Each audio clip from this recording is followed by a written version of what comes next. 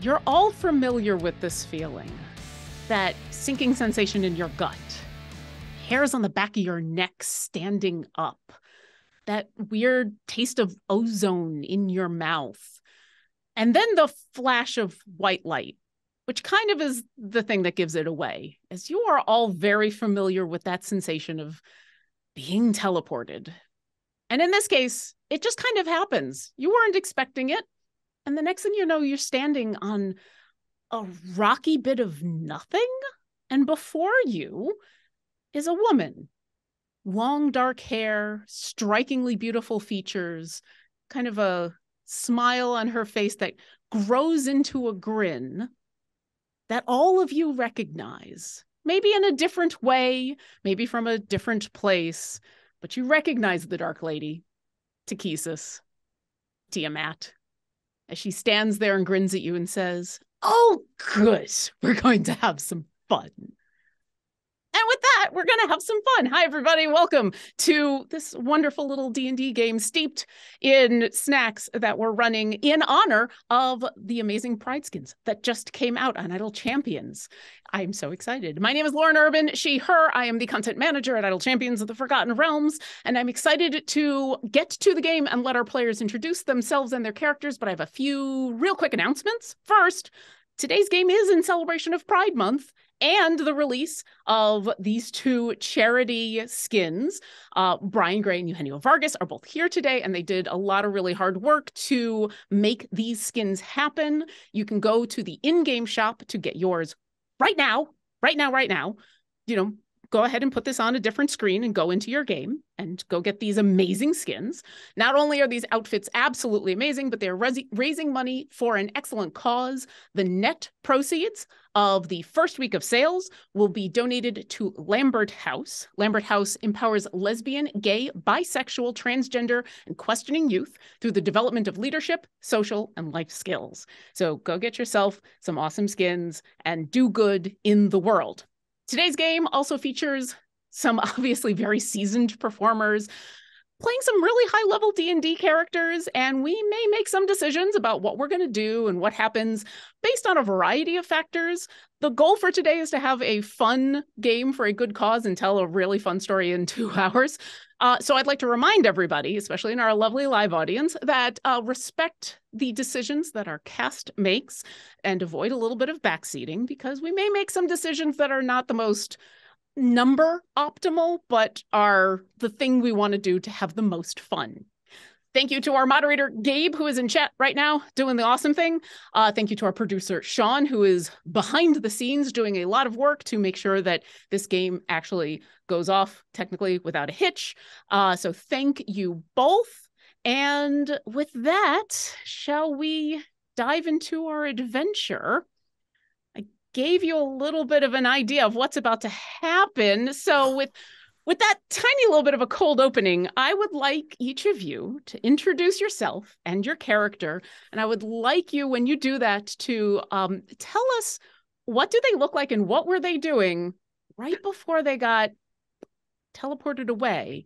And I think because of the skins that we have out and the joyful charity that we are promoting, let's have well, you know, Brian, you've just been nominated. Would you like to go first and introduce who you are and who your character is and what were they just doing?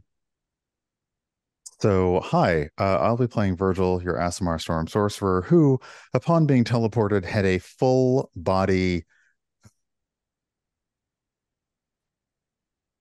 and is wearing much like the new Pride skin that's available now. They are wearing a full-on rainbow coat with a sash full of rainbow hearts, and they're holding a Pride fan, and they are wearing a lovely, lovely sparkly blue vest, white pants, leather boots up, lined with a rainbow, and they are very tired because they were really just hoping that we could go to bed.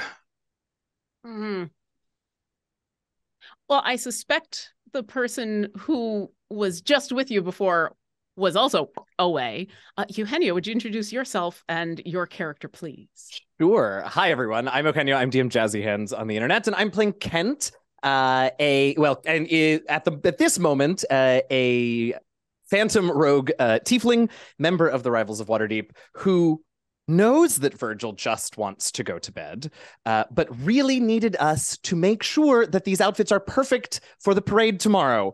Kent is wearing, has got his hair up in his test do with a few extensions and things clipped in very subtly, with some curls coming down. He's repolished and put in a little bit of extra shine on the tiefling horns with their mithril inlay.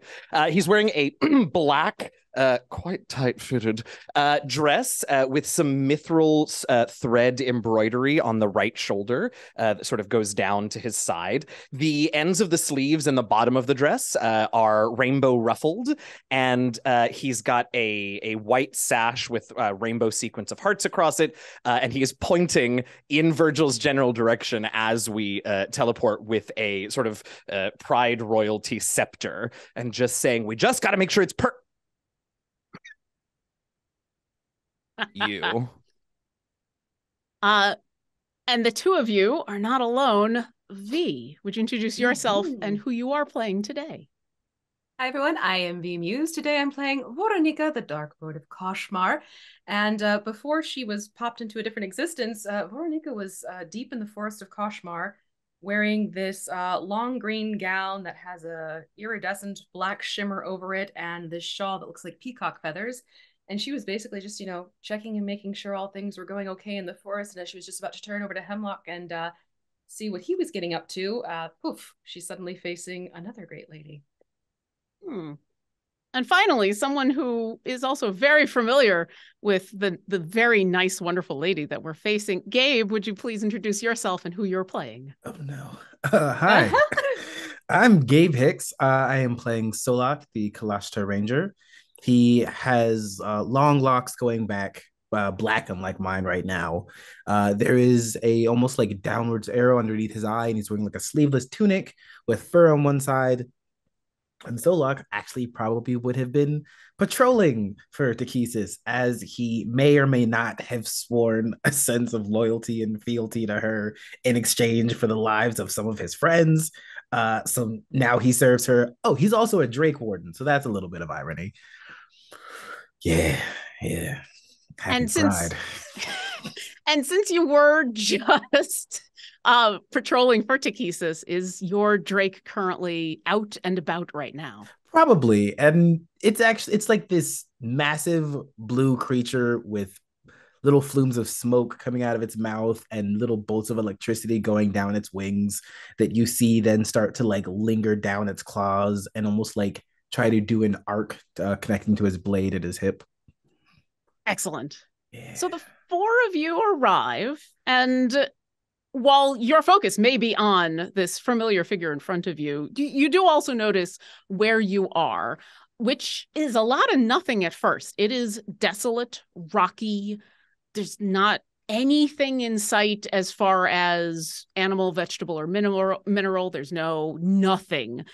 There is, however, behind Tiamat, a giant hole in the rock below, and there's a lot of ambient light in the air. As you kind of look up and around, it's almost as though the space itself is very close. Wild space is very, very close, and everything's got a little bit of a blue shimmer to it. And it's also a little warm. It's a little, Virgil, you're kind of happy that you've got that fan.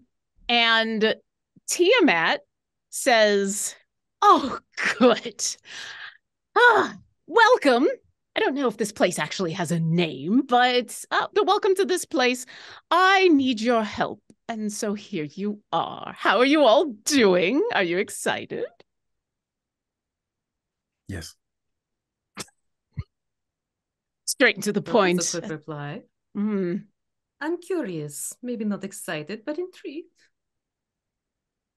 I'll accept that. Just brought you back, it feels like, and you're already back for more? Listen, a lady's work is never done, and just because I just got back doesn't mean that I don't have a lot to do. Yeah, what she said. That's fair. I can vouch for that firsthand. The good news is I have a little fun thing for all of you to do that I think you're all going to be interested in helping me out with. And you're going to help me out because I'm telling you to.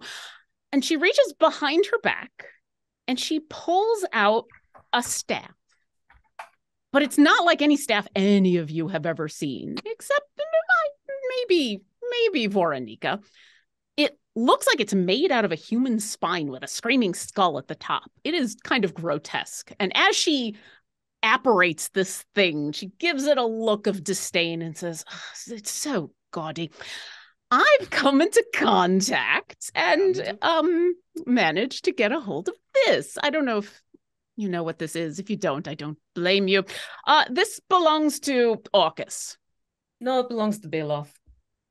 Well, he thinks it belongs to him, but at the moment it belongs to me. They're making up names now. Do we know who these people are? Yes. Oh, okay. I mean, I can give some backstory if you'd like. Orcus, Prince of Undeath. I would think he would be hold up a stereo to try and move the Raven Queen.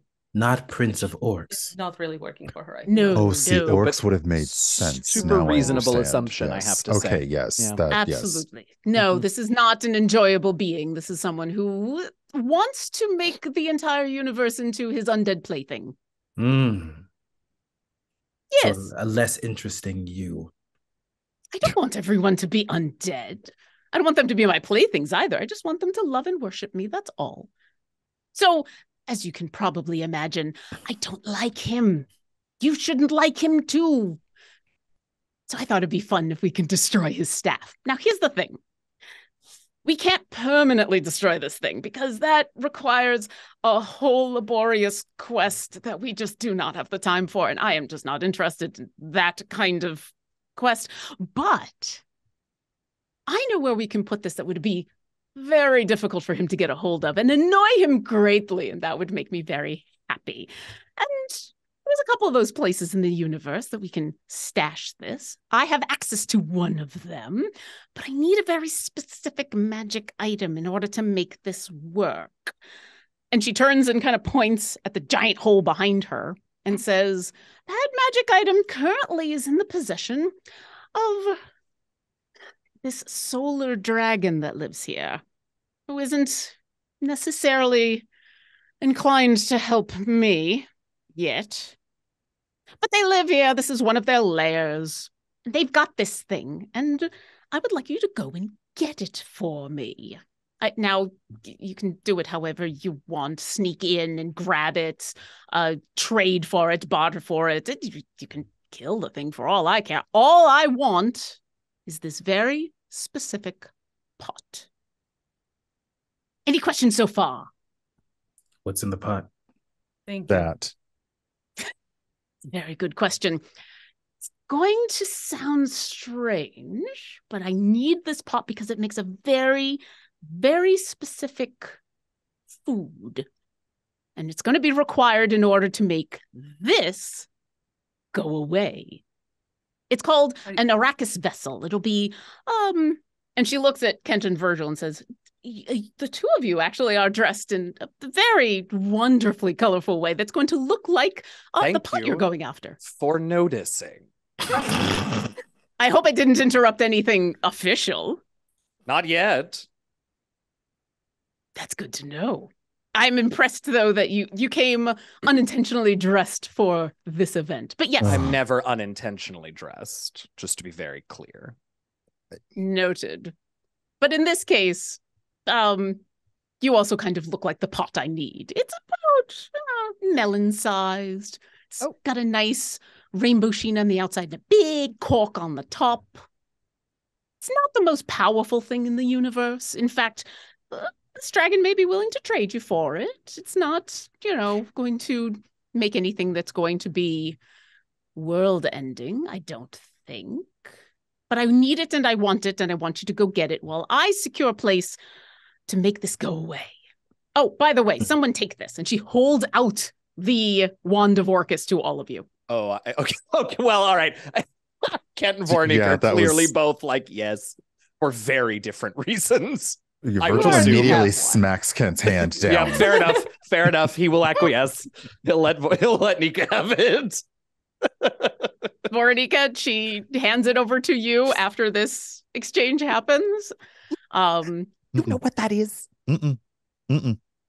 My suggestion, Voronika, my dear, I'm pretty sure you probably already know. The rest of you, just in case you were wondering, my suggestion is just hold on to that. Don't actually use it. Don't actually tune I've to seen it. it in action. It does some curious things. I'm just going to keep it safely on my hip and away from inquiring hands.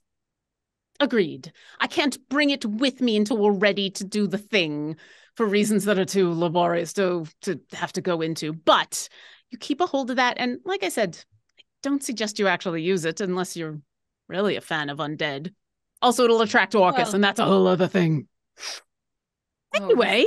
I've had to deal with him enough. No, I don't need any more Orcus in my life.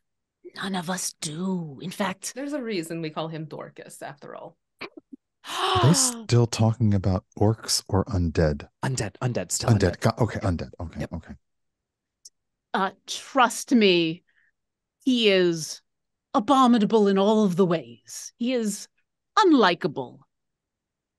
He's kind of a bad person, and I say that as me. If you're Hells having of a trouble bard. with an Orcus, you could just close it. No, not an Orcus. So someone This is- explain that to them. My lady, where are you sending the wand? It feels like a very powerful artifact to just send off, you know.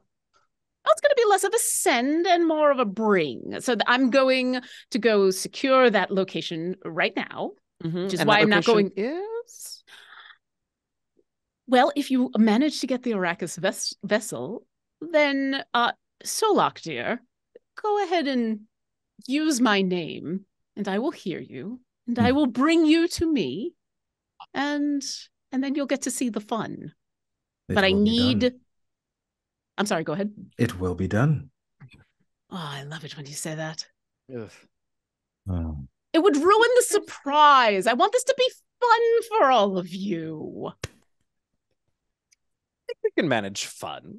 Exactly. There's no reason why this all can't be easy and fun. And then at the end of it, we piss off a demon lord that I hate. Yes, that sounds like a lot of fun. I mean, it is in my book a couple times over, just saying. Virgil, I'll ignore your tone of voice and I will just accept the words coming out of your mouth. Thank you very much. Anyway, this is the entrance to the dragon's lair. His name is kind of long and annoying. Farbason Svarg is what he's called. Hey, listen, I didn't come up with it. Basin in Basin and Var. Svarg? Varbason and Varg. There's one of Varbason. those apostrophes in there. There's a couple of hidden R's. It's very long, but that's what he's called. He is not, as far as I know, unreasonable. I think he's there now. And so yeah, go get this vessel, bring it to me, and then we can destroy this wand. Right, get the vessel from Furby and come back. Got it. Furby's excellent. Furby is wonderful. Perhaps I would not suggest to his perhaps not to his face. there's a reason that you are here. That's the smart idea. But like I said, if you want to battle him and kill him and take the thing, I don't care as long as you bring me the vessel. That's all I care about. Any other final questions before we get started? Voronika, is your book the Necronomicon? No, but I'm working on it. Okay. Do we just go into the hole? Well, that's the entrance to his lair. Virgil, Are there just ask that. are there stairs? Do we just jump? I'm just We use the Orcus. you No, the don't. No, Oh. you don't use the Orcus to get into the hole. No. This all sounds That's like not how any of this works. You all are my favorite new friends. See, this is why I brought you together. I'm going to let you go to your planning. You're all powerful, sort of, for mortals. I'm sure you can get it figured out. I would suggest doing it, though, before the sun rises. That thing is very, very hot. Goodbye. And then she is gone. I can You're carry. left. Oh, sorry. I can carry the pretty one. Need points at Kent. Every single, well, okay, I'm going to say Kent immediately assumes that it's him. You know what? I won't tell you the other two what you're doing.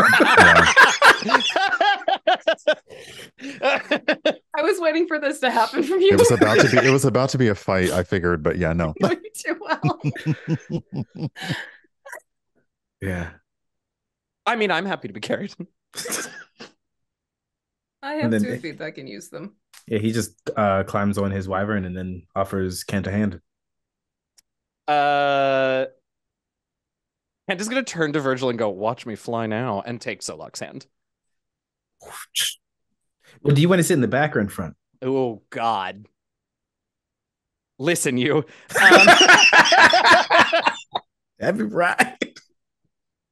Asking the important questions. I'm here for it. I will start in the back. All right. It got worse. I'm so sorry. Virgil, do you want to fly too? I'm fine to fly. Sure?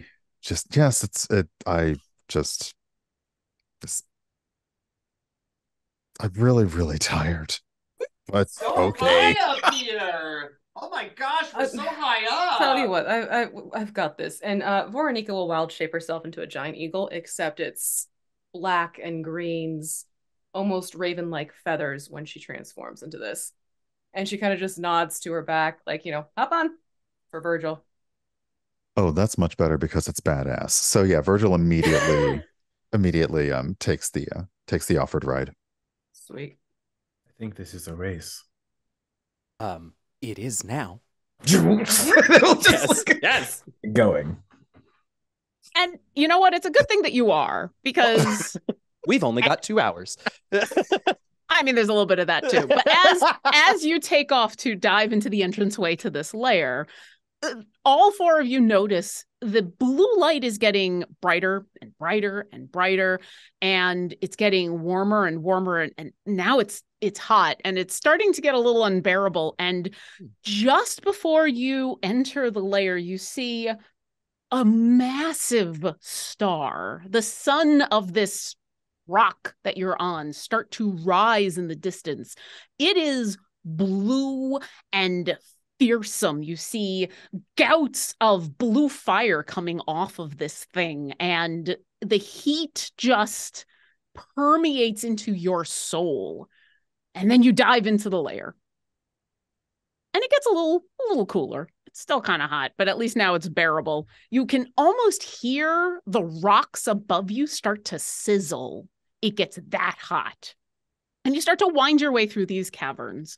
And for a little while, it just looks like a bunch of natural caverns in this place that you're in. And then there's branches and places to go. And all of you are familiar with what a dragon's lair might be like, or how complex they can be. So I'd love to know, how are you navigating, and who would like to take point?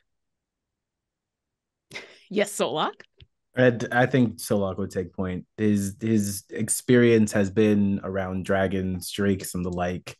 Going through a cave, especially after following in the path of like the Kisis, this is not even just like a stomping ground, but it's like going to a target, and even if it's a little different, they're all a target. Right. I mean, it's a dragon's lair, so I assume that we were just waiting for a flash and then going in the direction of the flash. Exactly. Down. Yeah, that's right. Like we're not going to find anything good, so we're just going to head towards like what feels like the least bad. Does it feel substantially warmer in here? And is there the smell of sulfur at all in the air? I would love a perception check. Ah, hell. Sure. Yeah. Let's get our first roll of the Do game. it. Oh, that is I ruin everything. High bonus. Ooh. Oh my God. Hey. It is a high bonus. And also one for oh a my 16. goodness. Nice. So I usually Very good. only have one house rule, Yeah. which is Do it. a natural one means that in this case, it's not that you're going to fail completely, but you're not going to get everything. But what I want to know help is with this because I have but Nika I have could a look reason too, yeah. that he doesn't hear things. well, and that's my house rule is if you roll a natural one, I would like Gabe you to describe why is it that you don't notice everything? I think Kent's talking too much. I'm not talking. I'm screaming. Mhm. And at first, it was, woo! Oh, you're never going to hear that. Hold on, I got to turn off the, Yep. Woohoo! It's just that as we go down. But then, once we actually get into what is obviously the lair proper, Kent remembers a little baby solar dragon that hung out with him for a little while, and just assumes that he'd never heard of a solar dragon before that moment, so there can't be that many out there. So he's just yelling, "Photos! Photos! Are we looking for you? Okay. Photos!" This is not really the time. So here's what I'll say. Some of this is very obvious, and some of this, Solak, with your training, even though you're very distracted by this flamboyantly dressed person, I forgot, is Kent behind you or in front of you? It doesn't matter. Yeah. You know what? I shouldn't have asked. It's surrounding. Yes, everywhere. It is everywhere. It is warm in here, but it's uncomfortable, but it's not dangerous. Cool. You think it might get a little bit warmer, but even the most ancient of red dragons that you know, their actual lairs don't get so hot to be unbearable. Yeah. There's not a smell of sulfur. In fact, it's actually kind of clean in here. There's no other, at least where you are, there's nothing else except the rock around you. And if that star that's circling this place is just scrubbing all the rock clean of everything, there's not a lot to smell. You think as you get a little deeper into the lair that there might be some other stuff, but for the moment, and you were also asking, so you were trying to figure out which way to go. Yeah. Did you, at this point, you're like, well, but everything looks the same. So you're kind of unsure. I'm going to ask my solar dragon expert because I've never heard of a solar dragon. Oh, they're so cute. Photos! Mm-hmm. Kent. Yes. So you're trying to use your knowledge of solar dragons to figure out where to go in this labyrinth? What a generous interpretation of my actions. Yes. I'm only here to help. I appreciate you. Go ahead and roll either. Listen, you. Give me either a nature or history check. I'll give you advantage. Oh my God, history. Okay. There is a 10+ point spread there. It's a 25 history. Oh my God. I'm an archaeologist. It's what he does. And yeah, you do have a very good baby solar dragon. Yeah. So yeah. It takes a moment to think about it because what you had was a baby familiar solar dragon. So it's not like you really No, not at all. But what you remember is kind of the way they burrowed into the blankets at night and the things that they liked to collect. Oh, yeah. And some of the other things you know about dragons. And you start to see some patterns as this labyrinth of the rock that you're coming through. It's not meant to dissuade. It's not like other dragon lairs and where you're going to be running into traps and problems and places that are going to be dead ends. You know that solar dragons, they usually actually lair in the middle of stars. But this isn't probably an old enough solar dragon that they have multiple layers. And that's so far out in the middle of wild space. The chances of what is actually happening right now, which is 4 adventurers coming into their lair, is so remote. They don't even bother with all the usual trappings of a hidden lair. And so as you are swooping and flying through, you start to notice a little bit of the patterns. You think there's 3 different vague directions you can go. There's one direction that you think is probably like living space, places to eat, places to hang out. You think there's another direction that is probably a sleeping chamber. And there's a third direction that might be a treasure room, in the direction of where a hoard would be kept. Which way would you like to go? What a good question. That's what I'm here for. Ooh. Okay, so the last time that we were around dragons wasn't awesome. So we're gonna go. I'm just going to take my scepter and point rather imperiously at in the direction of the socializing living chamber area. Okay. And kind of not explain anything at all. That way. Okay. Oh. Did you see that, Virgil? He just did it. It was great. I said that way and we went. Oh no. Give her an inch and suddenly here she's a wondering queen. Okay. She's a queen. I sense I've made a mistake somewhere. Suppose I shouldn't tell him that I am a queen in actuality. Well, Tell him. she leans over to Virgil. It might go interestingly, but at the very least, follow them and don't let them know that we could have easily beaten them there. Of course not. I was holding back just for funsies.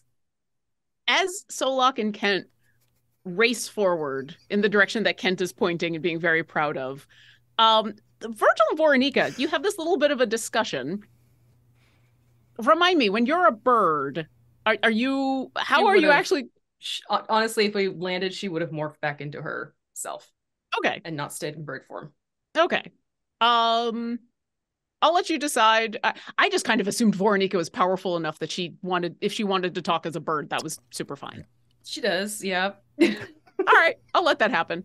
The other fun thing about wild shaping is I'm assuming that you're the type of druid that all of your stuff gets wild shaped into you. Mm-hmm.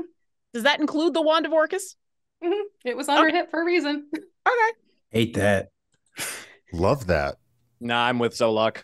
So, although for different reasons again. I can't get at it if it's inside the bird. So, Virgil, after you have a moment of figuring out, you can communicate with this druid and, have your little chat, the two of you both hear a third voice that seems to be coming from somewhere in Voronika's left wing. It's weird. And you hear, yo, yo, yo, yo, yo, yo, yo. I mean, who's saying yo? Does your wing usually talk? What is that? Is that normal? I have no idea. No. I'm the wand. I'm a wing right now. It's super cool, but I'm the wand.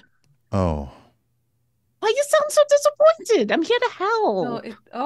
Help. Oh, okay. Yeah. That's a word I wasn't expecting. Please continue. Same. Yeah, I mean, I don't know why the dragon lady wants to get rid of me. I'm super powerful. I do all sorts of cool things. I think it's less of you and more about your owner, though. This is a grudge and this is drama, and I'm fine being here for drama so long as we're not in the middle of it. Well, I mean, she put you in the middle of it, right? And I don't really want to go wherever it is that she wants me to go because that can't be good. That can't be good. So, maybe we just leave and you just take me with you. Wouldn't it be so cool? I mean, I could take you back to Koshmar. That could be interesting. What's Koshmar? I'd love to It's know just more, a though. Domain of mine, nothing to worry about. Oh, you have a whole domain? All to myself. Oh, rainbow person. You got a whole domain too? That's one way to refer to it. That is wow. No, I have a city I love, and now I'm loving the idea of her taking you far away from my city. Okay, well, I don't know why you gotta be so negative about it. I'm just here trying to help. Okay, all right. All I'm saying is that, you attune to me and all kinds of awesome things can happen, and then we'll have fun together.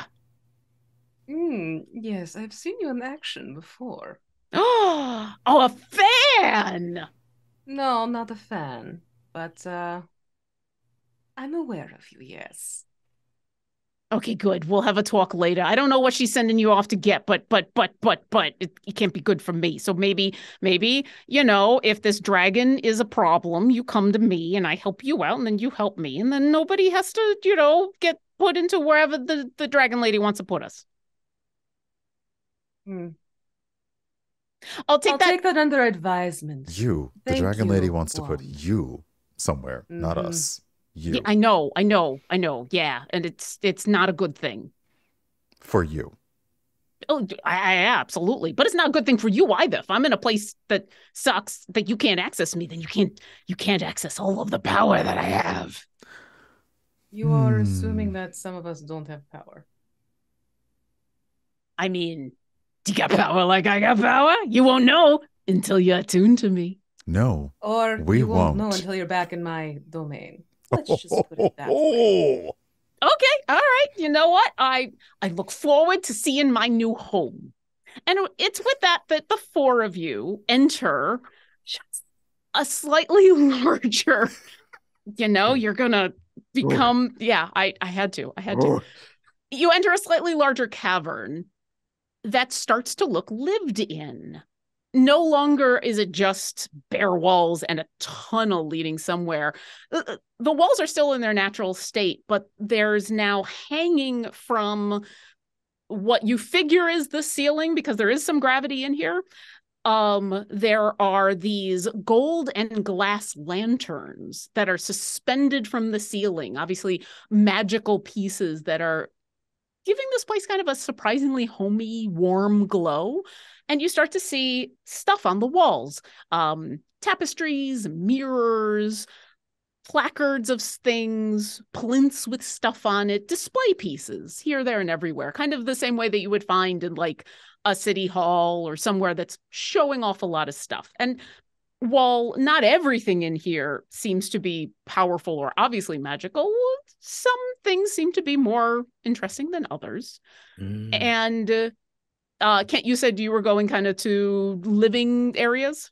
Yeah, I think so, because I think his goal is to see if he can find the dragon and talk to it so we don't have to fight it. All right. So eventually, the first place you come across is, for a moment, Kent, you're like, did I get this wrong? Because what you enter is a room that has almost the classic cliche dragon's hoard in it.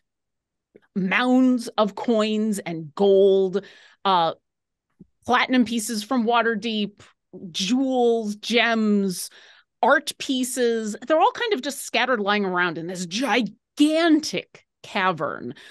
And it's weird. It's not organized at all. Like all the tunnels that you'd come down are nicely displayed. And then you just come into this room and it looks like someone just tossed a bunch of stuff. And I'd love a perception check from everybody.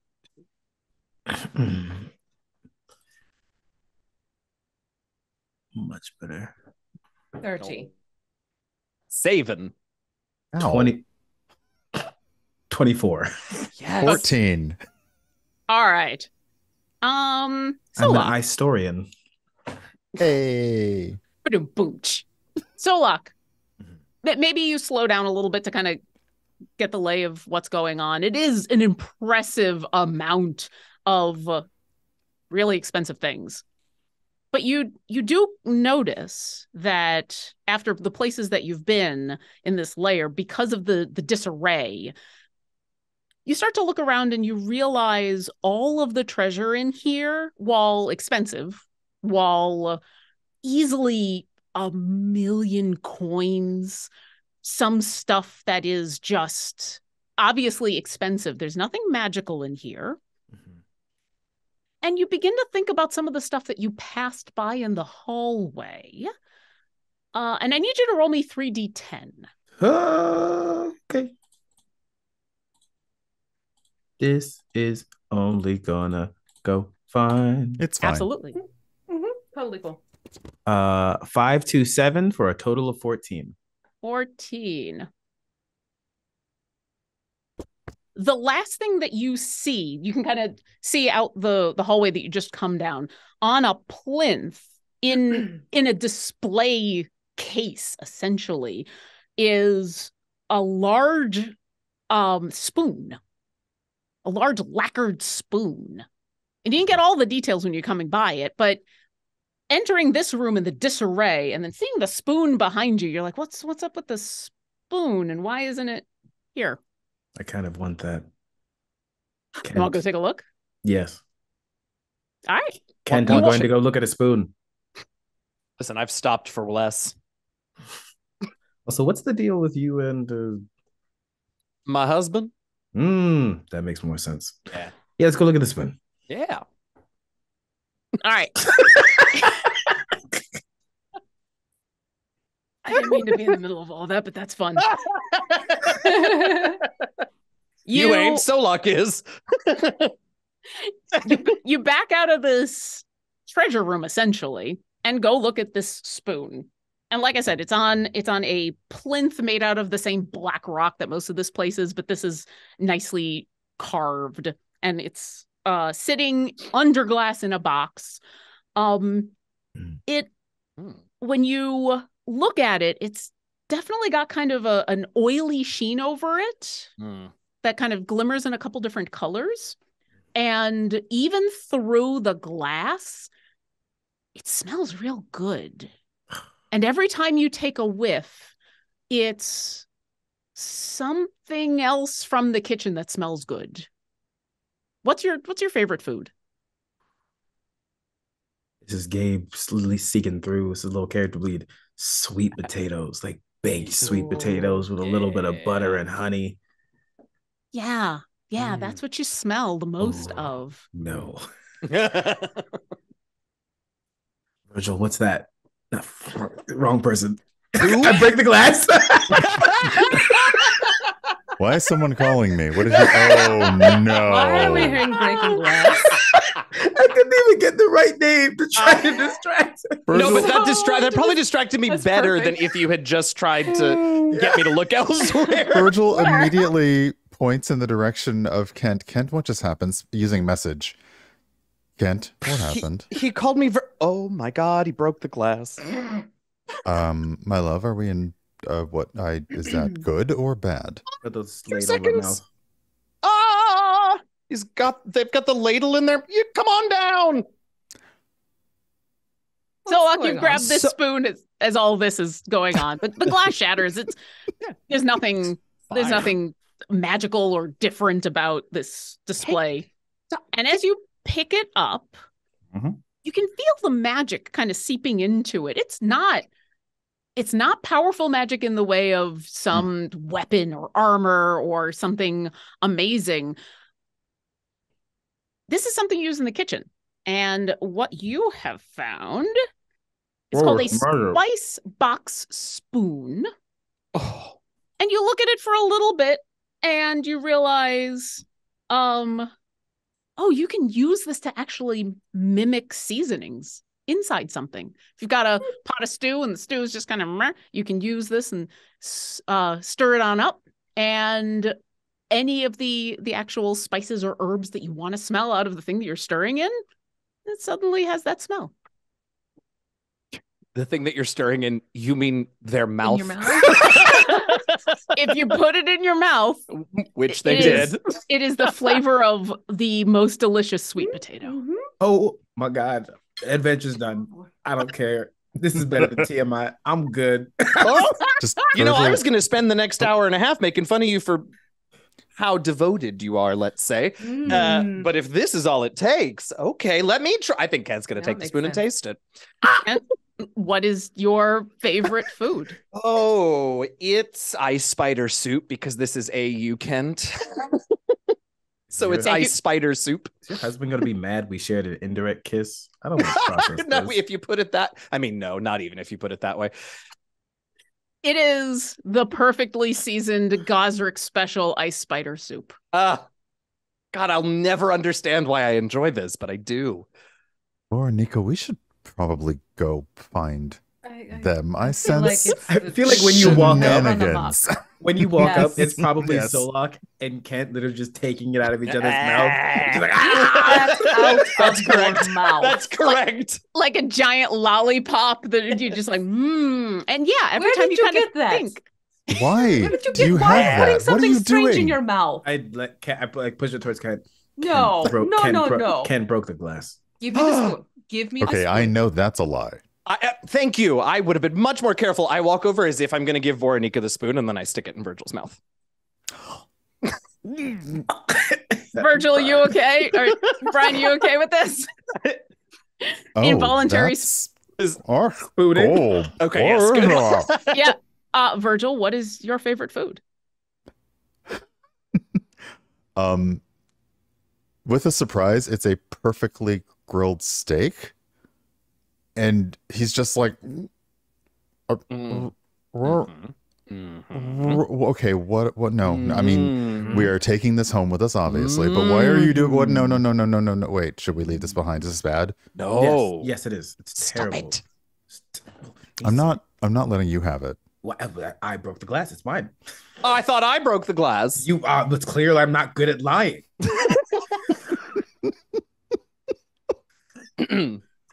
Want to taste, Nika?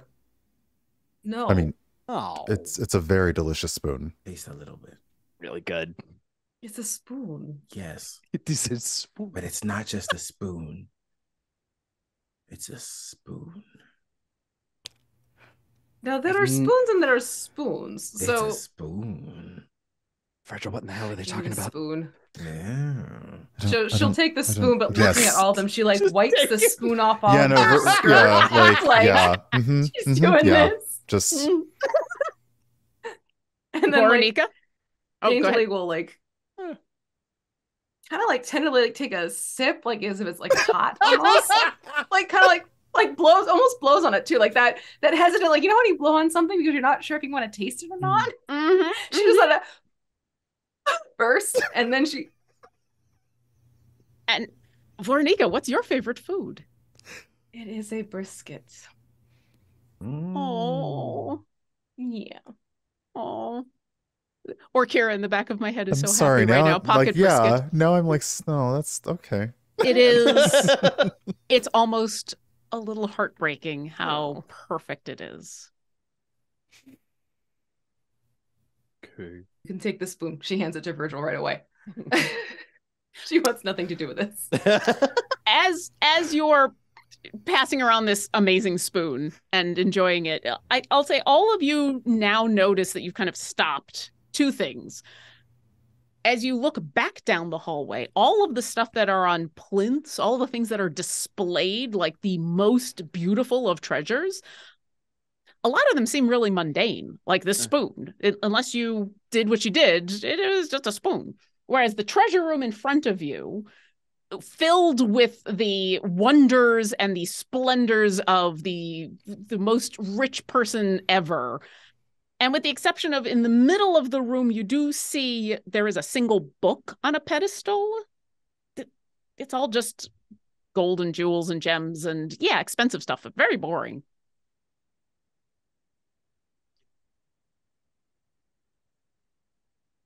Spoon is What were we here for? Because this spoon is great. No, we're here for We're here like for a the rainbow pot, pot. a vessel. the pot. Yeah, but Yes. I I'm mean, not if seeing it here. if this spoon is any indication, are we going to find more magical kitchen items? Isn't a pot a magical kitchen item? Do you see a Sure. pot around here? Do I see a pot around here? Go ahead and roll me. I'm trusting your archaeologist senses to find Yeah. a Well, I don't know pot about in the that. middle of nowhere. I don't know Go about that. ahead. Go ahead and roll me Sure a it senses. don't roll me a perception check. Roll me 3d10. Oh, even better. Oh, dear. Also, Love also- this. Lauren, can I use primeval awareness to sense whether there's a aberration, celestial, dragon, elemental, fey, fiend, or undead within sure. Hello. funny. 6 miles? I was going to Oh. say, Yeah, I think you might get a few pings. yeah, hi. I mean, the answer Yeah. on multiple levels is yes. I'm going to answer the rest of that question because I think I see where you're going, and I appreciate you trying to get back on track with actually finding the dragon. I appreciate it so much. Real quick question though: does primeval awareness give you a direction, or is it that the one Just the where you're number. like just the number? Yep. Well, yeah, there's the one. Okay, good. I mean, there's the other one that's your dragon, but Yeah. oh geesh, that's a big dragon. Yeah. That. Okay. Kent, what did you roll for your 3d10? Well, I also rolled a 14. Then I need you to roll again. Okay, great. There's not a second different spoon. Combination, but wild that out Yeah. of 30 different possibilities. All right, that's a 23. A fork. 23. As you're looking around, you're like, a pot. You're looking for anything that could hold something. Sure. And Large goblet.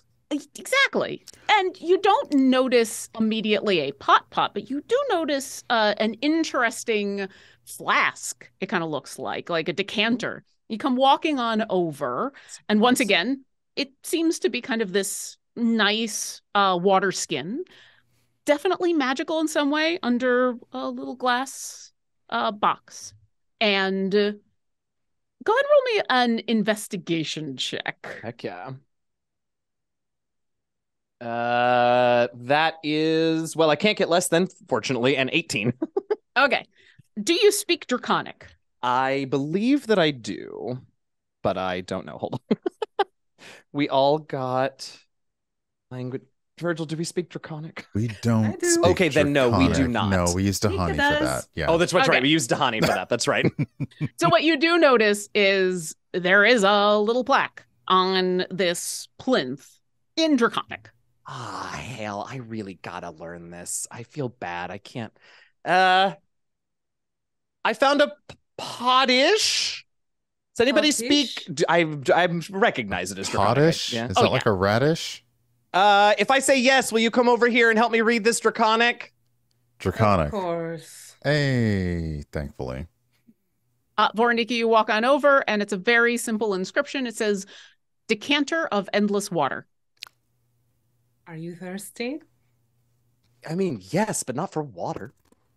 No, then this won't do you any good. Ugh. All right. You'll never go thirsty again in that sense. How useful. Okay. No, I'm not gonna take it.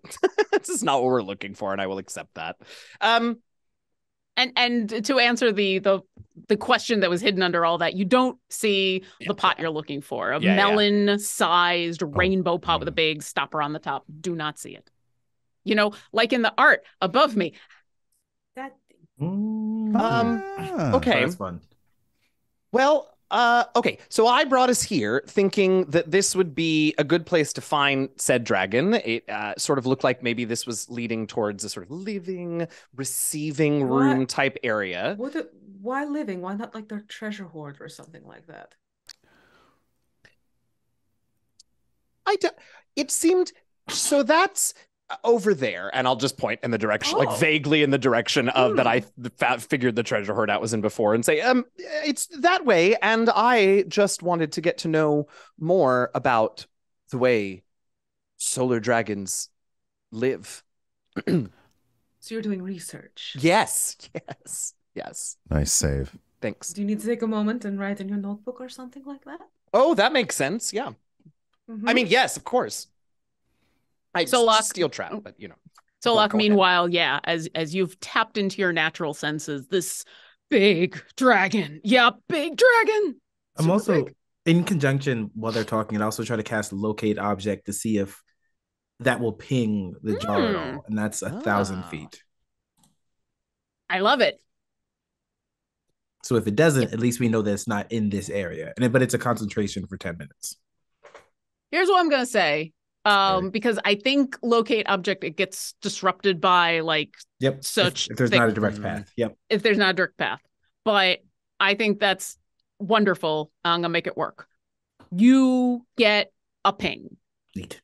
Oh. You get a ping, and so you don't get a distinct ping because it feels like, there's a lot of rock and maybe you're not getting the direct path. But as Kent points in the direction of what Voronika is asking for, the treasure hoard, although here you are in a treasure hoard, it's in that direction where Kent is pointing. That makes sense. So it's probably that because it's concentration, he gets that ping as there's it's getting picked up in when we're heading in that direction. Absolutely. Like the awareness, I'm feeling something. I think Kent is spot on. I think it is in the treasure room. Kent has finished taking his notes, which, if anyone looks closely, is 4 stick figures with spoons sticking out of their mouths. Oh my God. I love it. And says, yes, I know. You're very smart. I just stare full on at Virgil. Oh, Virgil's also smart. Probably. They married you. Let us go. All right. As it's quiet in these halls, there's not even wind. And so as you're all considering how friendly everybody is being, how complimentary everybody is being, you start to walk. You have to kind of backtrack a little bit and then go down a different path. And as you continue, all of the hallways are filled now with these plinths that the more you look at them, the more they don't seem to be your standard treasure items, at least as far as art pieces and things like that. You notice gem-encrusted pitchers, decanters, and goblets. You swear you pass a cask of cider, a couple of boxes, a giant pot. One thing that you know is an alchemy jug. In fact, there's 3 of them on that plinth over there. Seems A lot of excessive. And It's a lot of mayo. it's a lot of mayo. It's 3 of them. Although they're in 3 different colors. There's a tan, an orange, and a blue. Oh, And God. all Is it Nice. different mayonnaise, like olive oil No, mayonnaise, or aioli, spicy mayonnaise? use garlic the void aioli. mayonnaise, then like, I'll tell you this, Solok, if you stop to take a look at it, I'll make sure that all 3 of them have different types of mayonnaise. Grab them all. Okay. but this is so what we saw, like these things appear to be in plinths, but we just saw what also appeared to be just like treasure, just like coins. And Exactly. does it seem odd that for a dragon to display parts of their hoard this precisely? That's a very astute point. You're absolutely right. This ladle is not dragon sized, but this is Solok sized. Are you? Why stop? I'm starting a dragon hoard. I'm hoarding. But I'm hoarding. it's just okay. do you want one? It's a little rude, I think. Like we're guests here, so maybe don't. We're steal. intruders. I was trying for a more charitable interpretation. I think that depends entirely on how we walk out with the pot at the end of things. Mhm. We are guests, and I'm simply rearranging their home. A wink. It's not like the guest soap that you know was put out especially for you. I mean, as someone who has rearranged a lot of homes in which I've been a guest, Note to self. you know, we haven't left yet, which means we haven't taken anything yet. So you're technically right in that one. Yeah. Mayonnaise. Oh, God. oh no! Oh, What? oh. Well, So, like, nobody's perfect. Yeah. One of them has a tangy zip to it. The other is like a nice aioli. And the third is just mayo. A little bit of jerky. Is that first one a bit of a miracle? Maybe. Oh. Maybe. It's got that tangy zip. Yeah, a little bit of jerky. What? Virgil, both because of that and also because you asked an absolutely excellent question, would you please either give me an insight check or a nature check with advantage? I'm gonna try to sneak the ladle and then dip it in the mayo. No! You're I'm making gonna say- ranch dressing. Oh, I was my gonna say, gosh. you know enough about this Yes. spoon that you know that when you put it in something, you can make this something essentially smell like whatever you want. What do you make the mayo smell like? God. Oh, come back to me. All right, Fair enough. Virgil, what'd you get? Even with advantage, it's a 13 because these dice hate me. Okay, even with a 13, you ask this question out loud. Doesn't it seem weird? All of that. Mhm. You know dragons have hordes, but you also know that specific dragons have a taste for a specific thing. All of them will take the broad category of treasure, but every dragon has their own thing that they like to collect. So what you're saying is, Virgil, This dragon is a foodie. Thank you. You were. Yes. Yes. Mm-hmm. Yes. Yes. See, this is why I wanted to make friends. It feels like an ongoing relationship could be really valuable to all of us, as it is clear that we all have very specific and I was gonna say refined, as he side-eyes Solak. It's a red curry. Oh, well, Ooh. Okay, now I'm okay. That's okay, not bad. yes, All right. that's actually. So then I will Yes. say All right. refined tastes. Yeah. I'm. The funny thing being, it still tastes like mayo, but it now smells like a red curry. Yep. So they get you. Well, I don't know that, so No, Because you No, yeah, we are scoop it up on the fools from over here. spoon. We are fools from Yeah. over here. If you scoop it yeah. up on the spoon, it's gonna taste like, But- well, something. you pinky I it. Yeah. just if we're here looking for a pot, which does appear to be or sounds like a cooking vessel, this might be a little more difficult.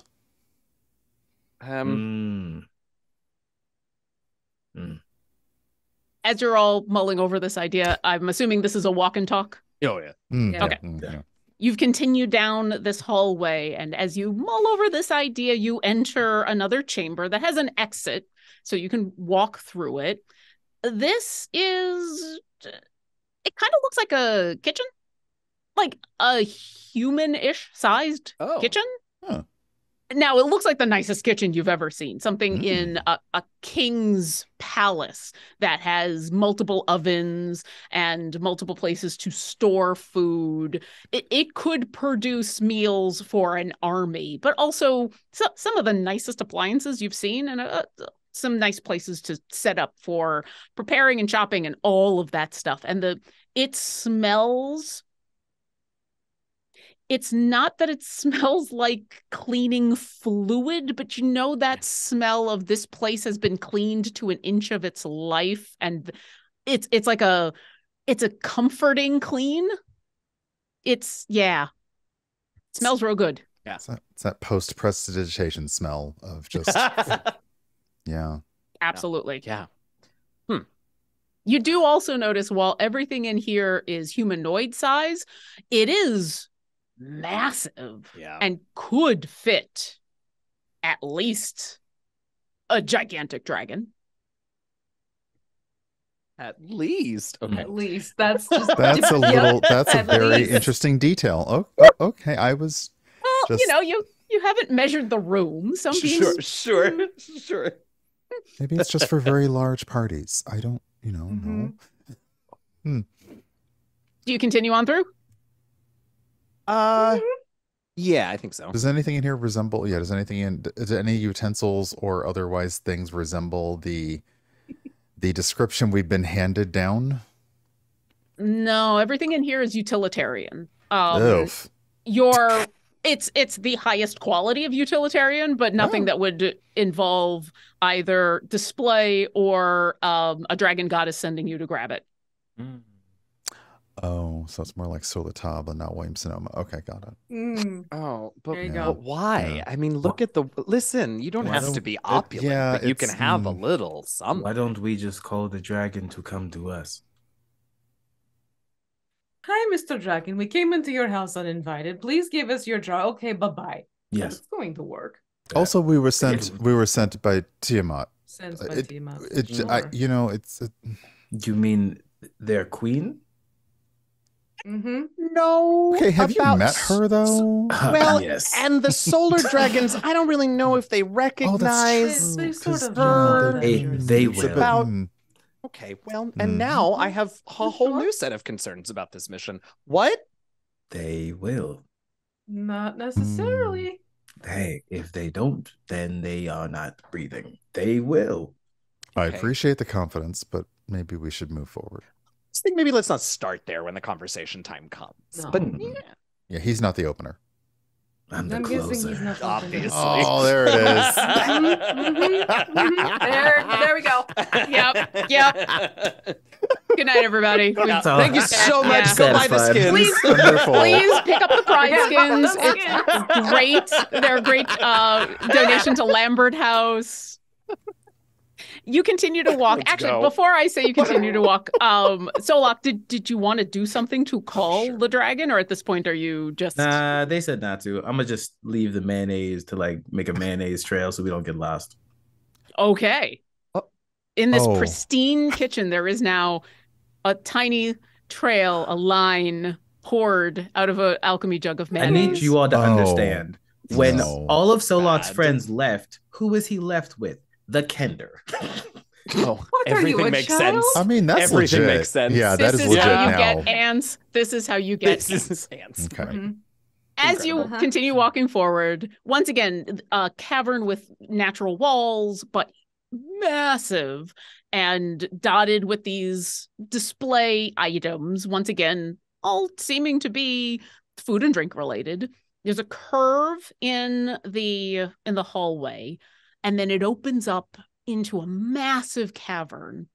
Solok, you don't exactly know why you know this, but knowing what you know about dragons, and I'm going to say because of your primeval awareness, you think this place is an asteroid and you are now at the very center of it. Oh, I hate that. Actually, he does say that out loud. Solok has never been in space. Solok did not get on a ship that went into space intentionally, and now he's in space. He looks like he might be having a little bit of an identity crisis. What's the matter? Too Solok? much mayo? Yeah, he we had a are- spoonful. It's too much. We are not on we are on ground, but ground that isn't sky, moving through darker sky. Not getting it. I'm so sorry. Not getting it. It's what is that thing that people say when they need to be away from you? They need Ice? Space. That's He's what- saying yes, that we're Space. he's saying that we're in You say ice. space. That explains the sun, the heat, and just there's this moment of Virgil, like he would smack his forehead, but no, but like You know what? They did tell us that they nest in stars. Mhm. mhm. But this is bad because this is not an active star, which is good, but also bad, right? I mean, it's I warm mean- in here, but it's not a sun. I'll say that. That's not good. I do think both Kent and Virgil sort of have a little moment upon this revelation of like, well, I don't know how much of it for you is this, but for Kent, it is an immediate eyes to Virgil and just like dawning fear. Last time we were in space didn't go great. Yeah, Virgil has nothing but denial about that, so I think that's still very smart for him. very focused. Upon Solak's revelation, we should find what we are here for and leave. I think that is the perfect moment for you to actually enter this space. Because it is huge. And as you're having these revelations, they're confirmed as you enter the heart of this asteroid, because not only do you see just treasure, now that you kind of know what this dragon is looking for, treasure upon treasure displayed in cases that do kind of look like your grandmother's cupboard. You know, you have that one cupboard in the kitchen that has all the really fine china and you never use it. It's just for display purposes. There's a bunch of those, but it's all like pots and boxes and steins and things. But what draws your attention at first is you look up and there is a beautiful, massive orrery hanging from the ceiling. Have all of you seen an orrery before, or is this new to some of you? Yes. Okay. Yeah, we have. Voronika? Oh, yeah.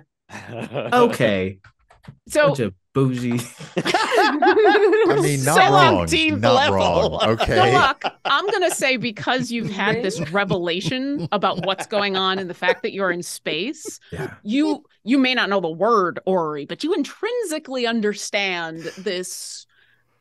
You know, picture the dark crystal, that big, giant orrery of things. Not everything is spinning. It's actually going very, very slowly, but you do see what are probably bodies of some sort, planets, moons, something, all circling around this giant sapphire that has been shaped into a sphere that is huge You see that?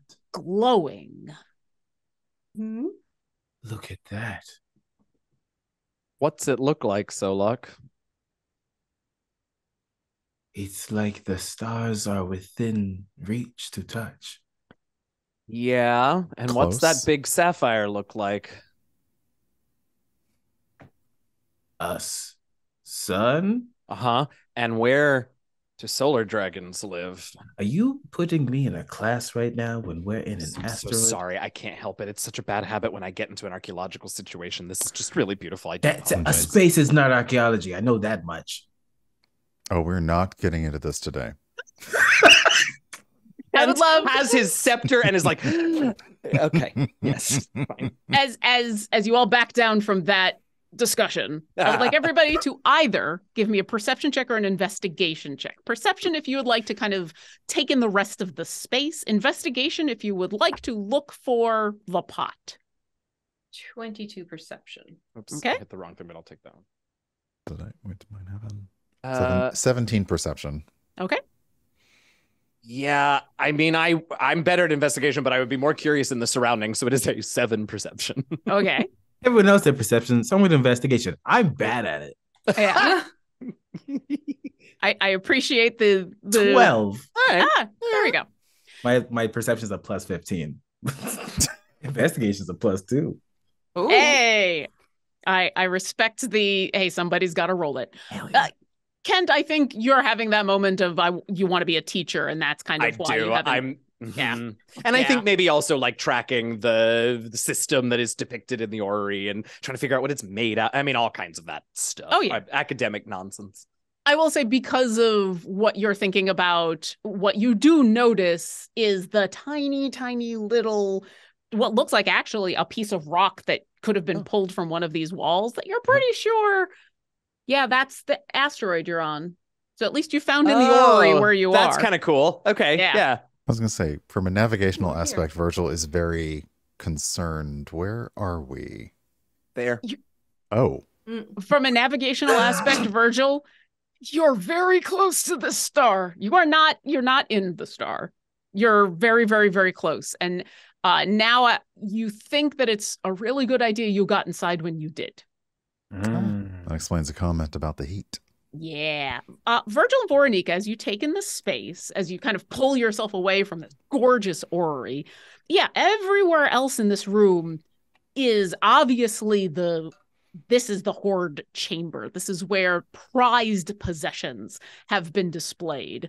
This is where, like I said, all the grandma displays are. Everything is behind glass, but you kind of gaze around, and at the far end, kind of a little to the right, you see a display case that has several pots in it of varying sizes, but one does stand out to the two of you as it matches exactly the description of what you're looking for. A melon-sized, rainbow-colored pot with a big cork on the top.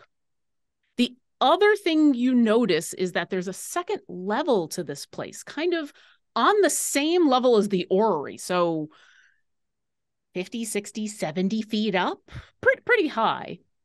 And there's a glow coming from there. And Voronika, I'm going to get back to you in a second, but Solok, with your investigation check, as you're looking around, and I'm going to say because of you investigated, eventually you do also notice the pot. You're kind of prowling, circling around, looking at all the displays. You do eventually notice the pot.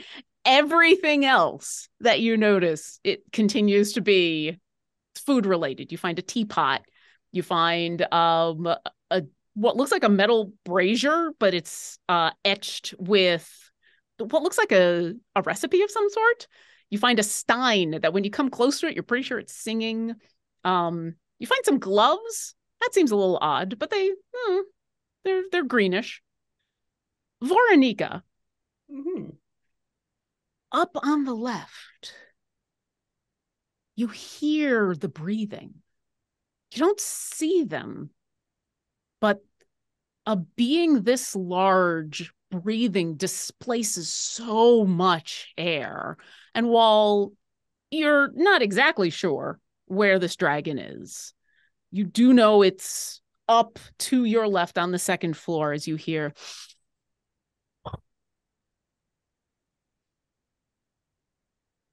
And it's not slow enough to be sleeping. Nika will say very softly, to the left, and she looks up to where she's sensing it. We're not alone. Okay, so I guess it's time to make a choice. Are we taking the pot or are we asking for the pot?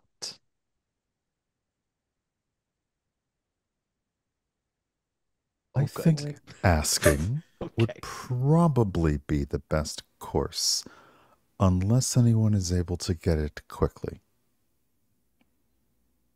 Fine, quickly. Yeah. Come on, I had to give somebody a bad idea for chaos there. Come on. I am no. Oh, I mean, look, for sure, yeah. I stand by my choices, but if asking goes wrong, the other option is going to happen anyways. Fair so enough. I would rather you all give this delightful entity the most satisfying outcome that we could all have. So Solak isn't the fastest anyways. We're going to talk first, kill later. Right. Okay. Yeah, that sounds like, it sounds like, yeah. Yep, on board. You're cute, but rude. I'm That's gorgeous, darling. My favorite type. Don't get cocky. Now don't get cocky. Like, have you met her? Listen. There's a fifth voice that joins in the chuckling. Yes. You hear from up to the left here. Nope, I do not look. And for those of you who do, a snout peeks out, and then eventually a head. And it is the most massive dragon any of you have ever seen. In purples and yellows, the size of other dragons, this ancient creature reaches a snake-like head out, the fins on the side of its head fanning. Eventually, enough of it comes forward as it continues to giggle, but not in the... It's not an evil giggle. It is very obviously this dragon is joining in the laughter of the banter you just had. Is it a fairy? Fairy dragon? No, it is very clearly your primeval awareness goes, yeah, that's it. Hate it. Yes. It eventually, as it continues to come forward, the front where the front legs of this creature would be are actually large fins, something that could pilot a ship. And it snakes down and curls up in front of you under the orrery, filling this chamber. It rears up, finally coming to a stop, finally no longer laughing. It kind of gazes at all of you, and then it says, "Oh, hi, I haven't had anyone come into my lair in forever. My name is Varbason and Varg. What were you doing here? How did you even get here?" Solak, if you injure this creature, listen, I know you got a thing for Takesis, but this one's mine. The hell is that? Been sent on a mission. Funny thing, yeah. Mission? Yes. All the way out here? It's been several thousand years since I've actually had any visitors to any of my lairs. Would you like some muffins? I just made muffins. Yes. That sounds lovely. Thank you. Apparently your collection has garnered attention from people of importance. I didn't know there were other foodies in the universe. Stay right here. And the dragon disappears in front of you. And you all hear behind you feet. And you turn around just in time to see a humanoid. So in purple and yellows, Yes. kind of round the corner as you hear that same voice go, I don't be right back. And then moments later. That's how they use the ladle. Nika will like turn to Solak. You kill this precious creature. Look, I you down to the domain with me. The Dark Lord is saying it. What is with hey. Hi. She made muffins. She made muffins for us. I make muffins. It doesn't make me a good person. Are your muffins good though? Yes. Okay, Prove it. that was a long That's time my to thing, answer. Nika. You Prove say it. that, Yeah, and honestly. Solak turns around and flexes. Flexes Not what? those kind of muffins. No. Oh, I don't know. I'll take those muffins. I mean, if you want to make muffins, I have a whole kitchen ready. And Every time. And you look back, and this humanoid is standing there. At the moment, they're in the shape of an older human man, hair that is yellowish, but that same color as the fins, purplish skin, kind of a what you could swear is a chef's outfit with the robe and the apron and everything, and they're holding a tray of what smells like delicious blueberry muffins, and they come walking on up to Solak first and say, would you like to trade? This is like making a deal with the devil. I mean, I heard you made muffins, and so I mean, There I'll, it is. I'm sure. Yeah. I will have to owe you one, but I would love to taste one of yours. Yeah, show him your muffins. Yeah, we're all here ready to see your muffins. I eat their muffins. Solak. Good night, everybody. It's been Happy lots Pride, I of fun. guess. Happy Pride. Yeah. Sorry. Don't be sorry. I'm so happy. I mean, I'm sure This this is muffins. Look, That's hey, everything I wanted out of this game. I had Space Dragon muffin on an asteroid. Like, It's a And good it's trip. delicious. It's that perfect mixture of it's been cooked enough to have the crust on the outside, but it's still soft and moist inside. The blueberries are still, you don't even know how it's possible. They're fresh. It's warm, even though when you came through that kitchen, you could have sworn there was no food anywhere that being cooked or anything. It is one of the most delicious muffins you've had. I have to check to see if I can inflict fear on the others so that they don't eat the muffins. I cannot. Excuse me. Okay. Do you grab one for your Drake? Oh, absolutely. They will murder me. One is handed over for the Drake, and then this dragon in the guise of a human turns to the rest of you and offers you the same. I want your honest opinions. I haven't had anyone try this new recipe of mine, so I need to know. Of course. Oh, yeah. Absolutely. Yeah, she'll happily take a big old bite. Mm-hmm. Same thing. Absolutely delicious. It is a shame you do not have more guests. These are amazing. These are worth traveling for. High praise from this one, let me tell you, too. That is so kind of you to say. I mean, I kind of intentionally picked places that were out of the way so no one's going to steal anything from me. But then that's kind of the problem is I can't have guests if I'm going to have my own place. So what are you here for? We were The hoping we could, muffins? You came all this way for muffins? I can make some more. These were the last couple that I like had. you so much. I can't lie to you. That's not why we're here. Oh. Go ahead, Nika. You're better for this. Well, apparently in your possession of your fantastic collection, there is something that is appealing to one of important power. And they were hoping that you might be willing to pass it over to us. Simple Okay. little jar, rainbow with a cork, about the size of a melon.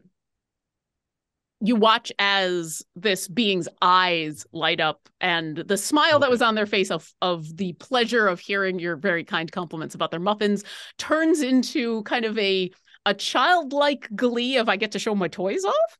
And they go, oh, yeah, I have that vessel. Hold on a second. And they go running under the orrery to the far end where there is one of these large cabinets that a couple of you saw, carefully opens up the cabinet, pulls out the jar, turns around, closes the cabinet, takes a piece of their shirt and wipes off a little bit of a smudge. Oh God. Okay. Oh Yeah. no. Yeah.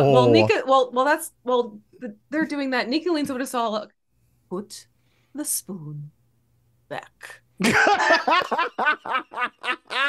Where? It's in the broken. You're not my mom. Don't talk to me like that. No, but I could be. Oh, this got As- interesting. Is that? It did. I'm so happy right now. That's not Promise? flirting, right?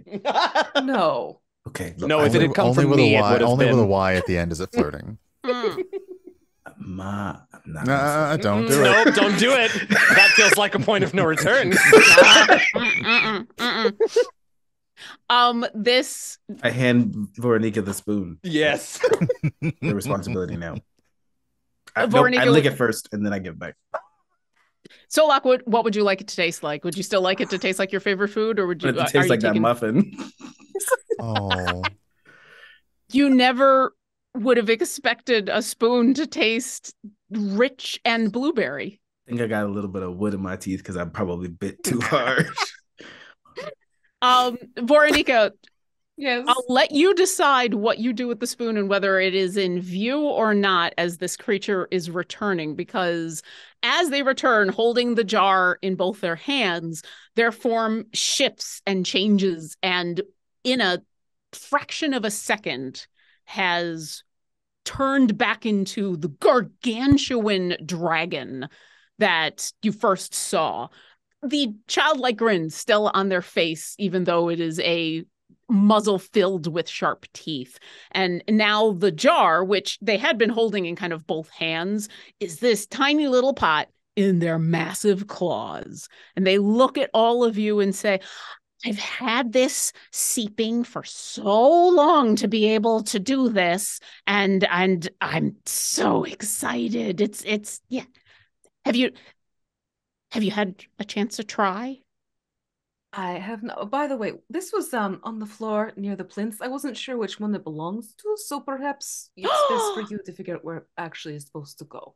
And Oh, she hands that is. back the spoon. I need you to roll me a deception check. Okay. Mm-hmm. Ooh, 23. What is my? I'm looking at their passive. Okay. Oh, that is so kind of you. I don't know how it got out of its. On your way out, would you just put it back in the kitchen? I'll figure out what happened to it Happily. later. I'll be sure it gets back into the kitchen, of course.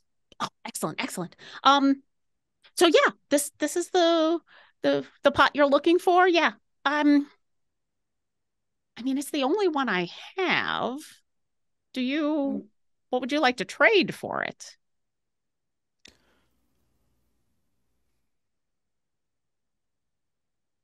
Well, Through perhaps. inventory. We're all like, oh, what do we What got? is it worth And then- to you? Well, That and might then- be a better. The dragon, as Nika is asking this, looks at Solak and says, well, if you'd bake me some of your muffins, if I could learn the recipe, I'd be more than happy to Gladly. trade. A little bit of candor flare, Kryn muffins will be something you will never forget. Kryn muffins. Where's Kryn? We call them creffins. Muffins. Hmm. Oh, I like the sound of that. Yes, the crust is just. If you'll bake some for me and let me watch so that I can learn the recipe. And he looks back down at his claw, holding this in his claw, tiny little pot. You can see there's a moment of regret. I'll do it. I can seep another pot and make this again. Yes, yes. I would love to learn your recipe, even if I'm sure I've got all the ingredients. What this now means is that you are graciously sharing your foodie passion with us across the stars. What greater gift is there than that? That's absolutely beautiful. I would be honored if you would cook in my kitchen. And in a moment, there is now the purple-skinned humanoid standing there, and says, well, let's get the bacon. And they immediately start walking back towards the kitchen. Solak pulls out what looks to be clearly a romantic novel.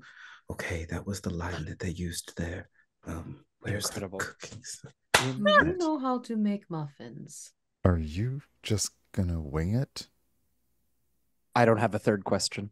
Is it concerning if the answer is the same to both of your questions?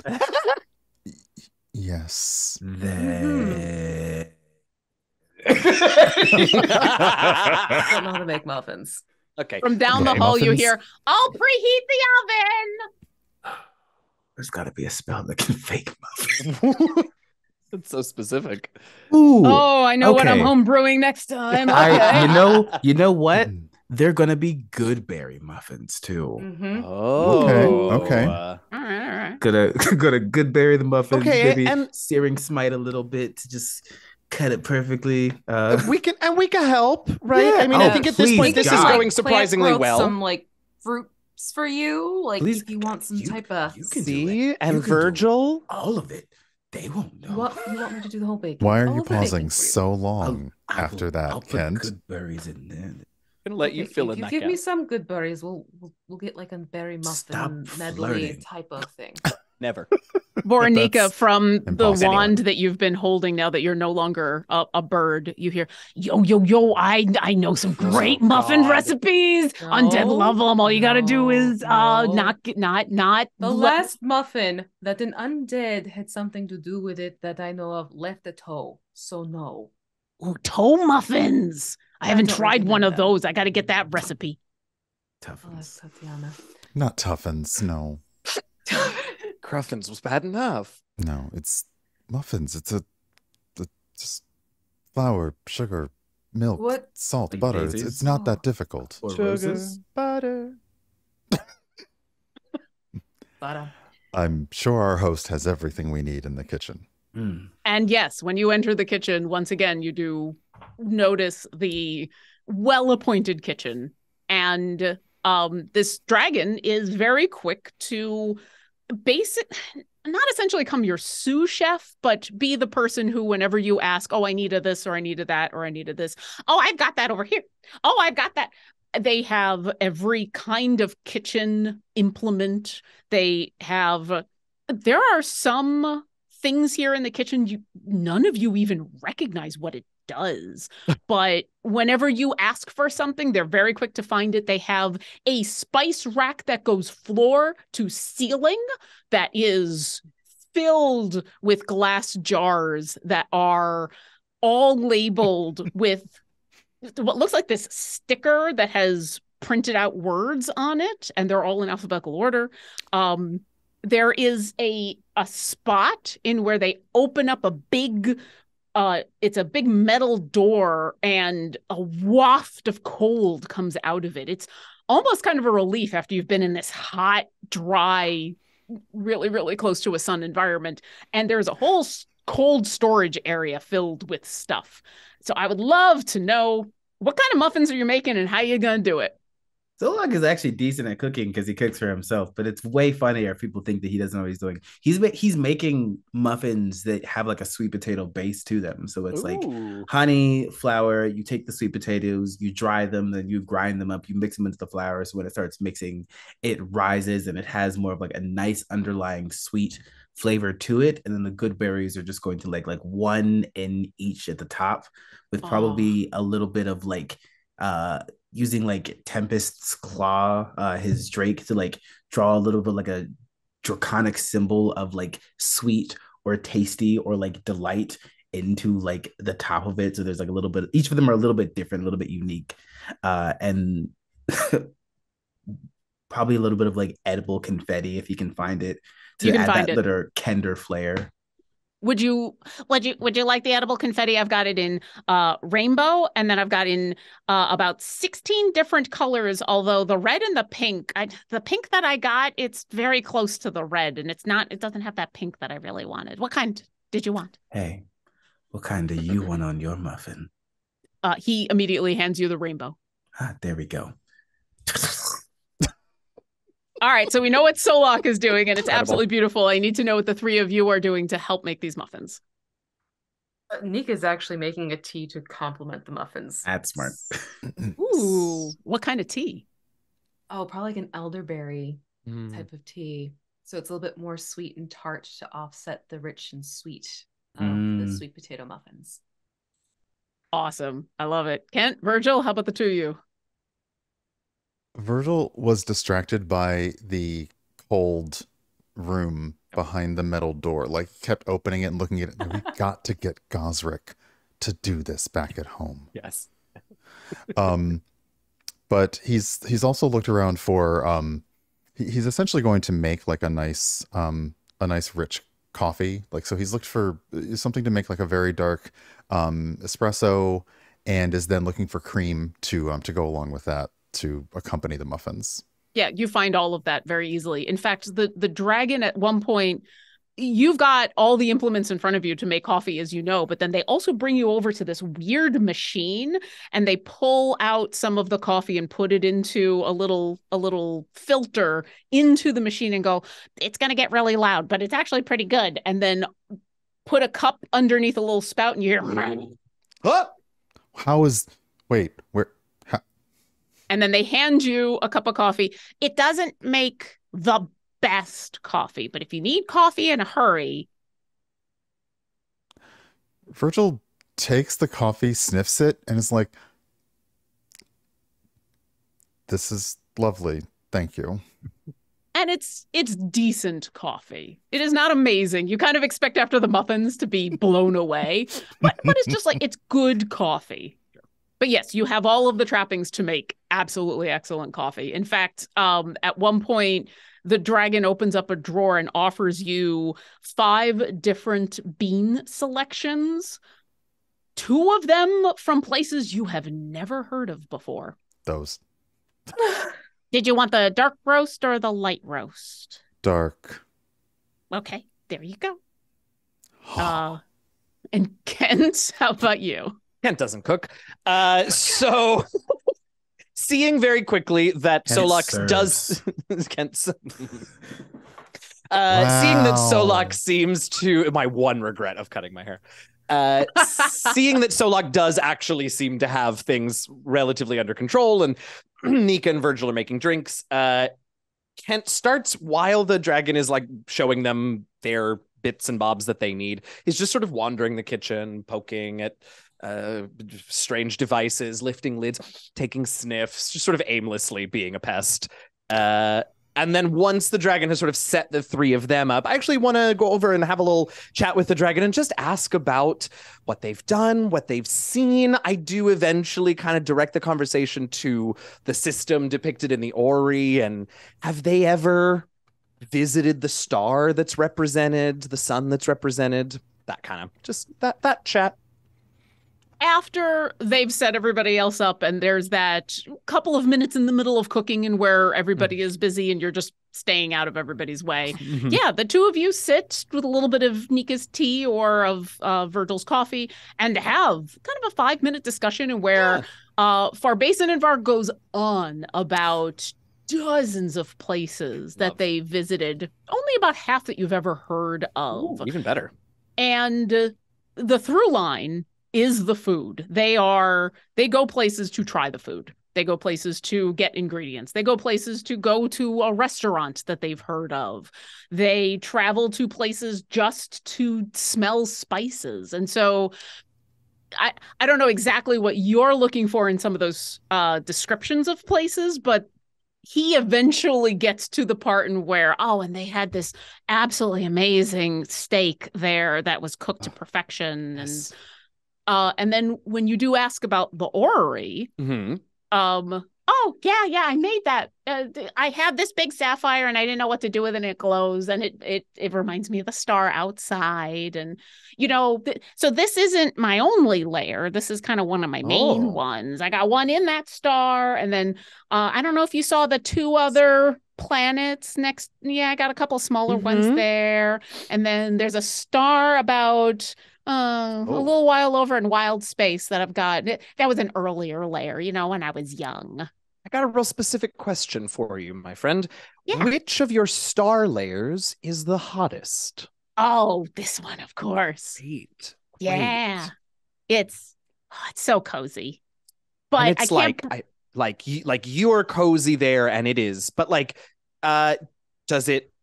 I imagine that layer is fairly empty of regular items. It feels like that cozy to you is pretty. That was the main reason that I started doing these layers outside of Suns, because every time I tried to Sure. cook in there, it got overcooked because, you know, you're in the middle of a star and there's only so much that you can do to temperature regulate. And of course, the whole reason that I'm in there is because it's cozy and the pancakes would always end up burnt. So that, yeah. I think that's very smart of you. I might have a small favor to ask. We'll talk later. But that just sounds like such a unique environment that might be really useful. But we'll talk once you've tasted the muffins.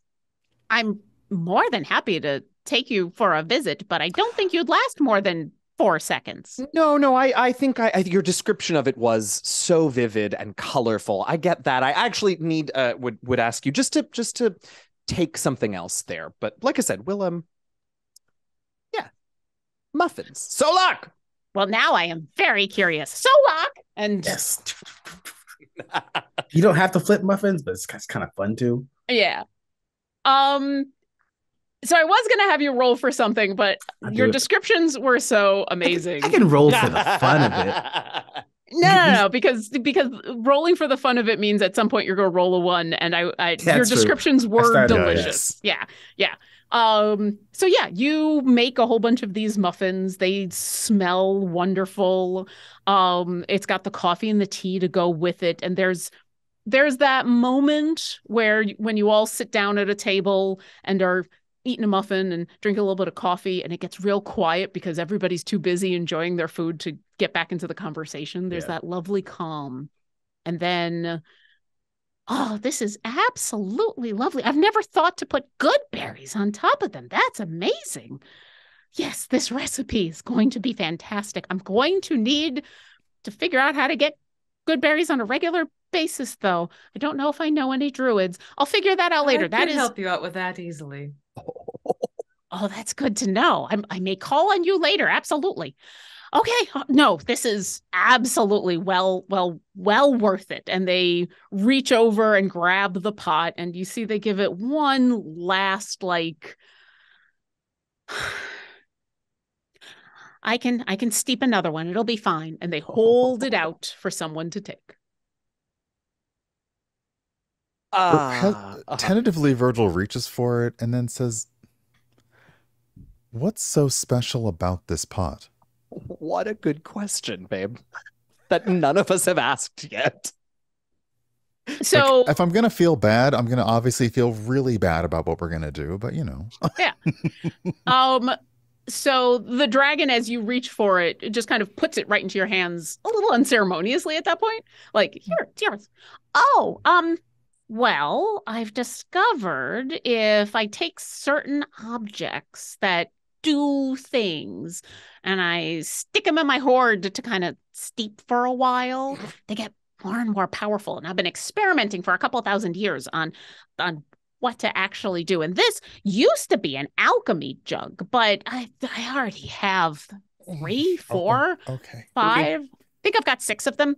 And there's only so much mayonnaise that one person can have. But this one, I was able to kind of direct what it does.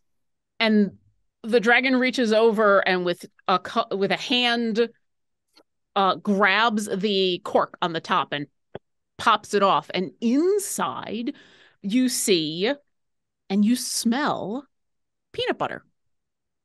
Creamy, delicious peanut butter. Oh. I was expecting mayo. Oh, no, I have alchemy jugs for that. Oh. No, this is unique. Yeah, it makes peanut butter. And it's delicious, too. Go ahead and try. It'll just make more. Scoop. Oh, yeah, same. For real. Hard same. Like, yeah, for real. Now, I know Lauren knows peanut butter. Yeah. Lauren knows that peanut butter is a very personal thing, so I'll let you decide what kind of peanut butter. It is creamy peanut butter because it's, I was told that even though I like crunchy, that I'm a monster. I like crunchy. That's not true. I was told, and so I made it creamy. As you all taste it is delicious. They put the cork back on and say, it'll just keep making more and more. It makes a fair bit. As you can see, it's kind of a large pot, but yeah, that took a while to kind of sit in the magic of my hoard. That's why I needed these muffins in order to part with it. And that's all it does. It just makes peanut butter. That's all? What in the hell? Yeah, Virgil just looks to each of the others like. I think you're misunderstanding. Solok is saying that's all, and I'm like, what do you mean that's all? It makes peanut butter. Oh. Like Virgil's head also nods towards Veronika's hip.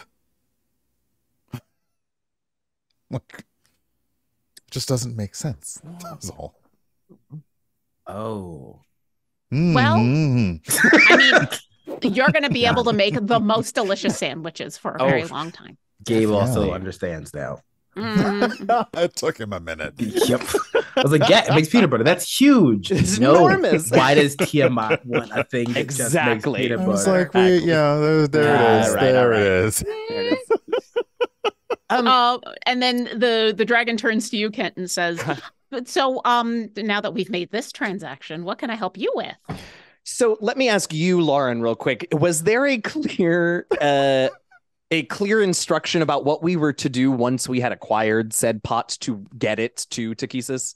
Yes. Solok was told all he had to do was to say aloud her name. Right. And she will hear it and pull the three of you to where she is.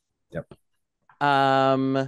Okay. So why don't I'll say why don't you see us out and I will chat about it on the way. Well, it would only be nice. Absolutely. Sure. Listen, I appreciate your hospitality, and I know I'm asking for even more, but you've been such a wonderful host. Well, thank you. I don't know what you're asking for yet. I'm very, very curious. And the dragon will start to escort you all back out the way you came, and as the walk and talk happens. Either trying to keep the dragon all the way at the front or the back of the group, I will say I have an item that really needs to not exist.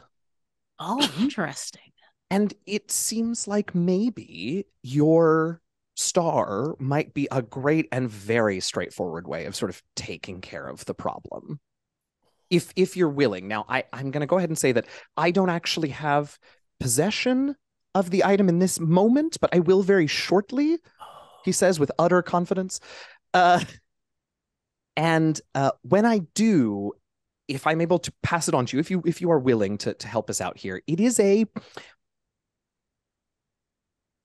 pretty dangerous item. And so I just want you eyes open about that before you agree to anything, because you don't know this about me, but I was very sincere when I said you were a great host, and that's unusual from me. Well, that is very kind of you to say. I mean, I've had some dangerous items over the years. A lot of them swords and armor and, boring stuff like that. I did have this one crock pot that had a tendency to get way too hot. What is it you need me to... I don't know if I can destroy something, but definitely I've never had anybody come into my main lair in the star. Kent sort of looks around and gestures for the dragon to sort of lean a little closer and says, you ever heard of the Wand of Orcus? As you say that, the four of you, despite the fact that the dragon has taken this humanoid form, you all clearly hear a growl. Oh, hell. A guttural, angry, maybe tinged with a tiny bit of fear growl that shakes the floor. And the dragon looks back at you, Kent, and says, "You don't work for Orcus, do you?" No. Oh, my. No. But like potentially worse. Do you know how awful that creature is? In fact, I do, which is why I don't want him getting his wand back ever, or perhaps more to the point, anyone else using it. You have his wand? If I say yes, how will you react? Can't roll a persuasion check with advantage because y'all made some very, very nice muffins. All right. Let's see. That is a 24.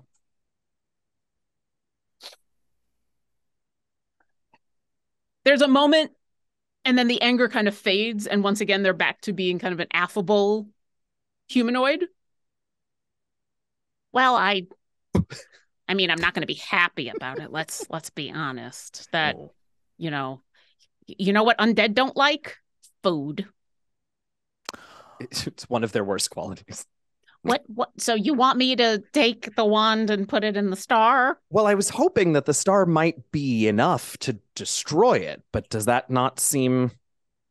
You would know better than I. It's a lot of heat, but maybe not. I'd heard that thing needs like a very specific order of operations in order to destroy it, and that's why it's never happened. But no one's ever gotten inside my star before. So if you want me to store that thing, I could put it in hot storage. And chances are Orcus isn't going to find it for a while. Well, Orcus might not, but now I'd be worried for your safety, considering someone else did send us here with it. I just don't want them. Maybe this was...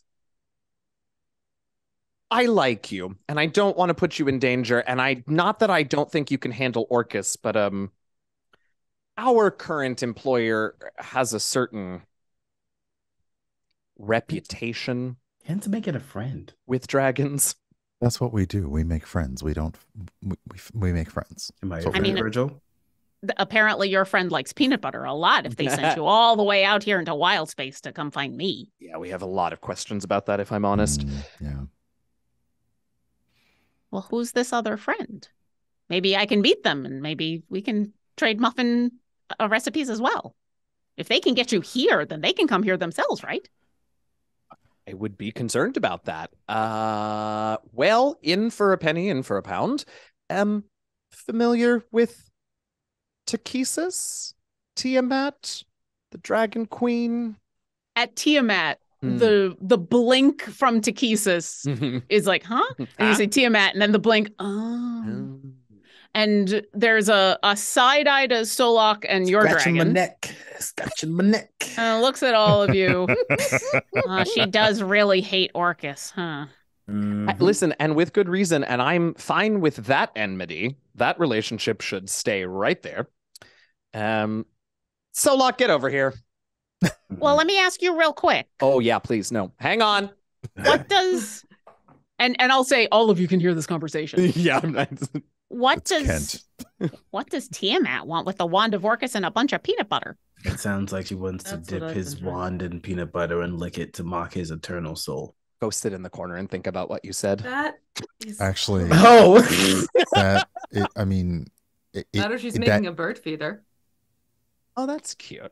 What? Yeah. You stick the pine cone in peanut butter, you put bird seed on it, and then you hang the skull on it, so it's got the nooks and the crannies on the spine and everything. Yeah. It might work. You'll end up with undead birds, but it could be very, very pretty. So she doesn't want it for herself. She's trying to do what you're asking me to do, which is to put it somewhere where Orcus can't get it. She seemed amused by the fact that he would no longer be able to get it. I just don't understand the peanut butter connection.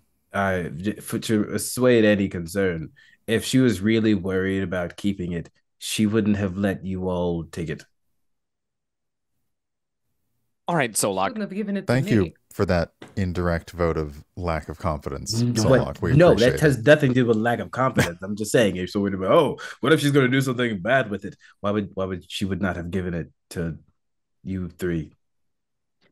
I mean, Tiamat is a lot of things, but smart is definitely at the top of the list. So she's got a place to put it.